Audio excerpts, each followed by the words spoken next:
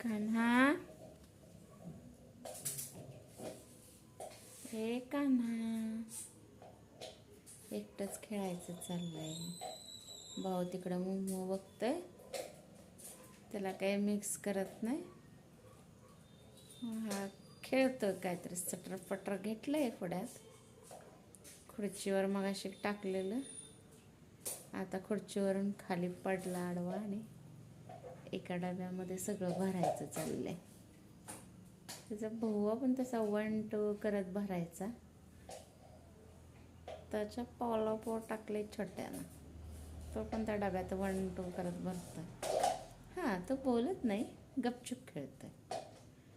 भाऊचा लय दंगा असायचा, वा करत. त्याचं चाललंय गपचूप खेळणं.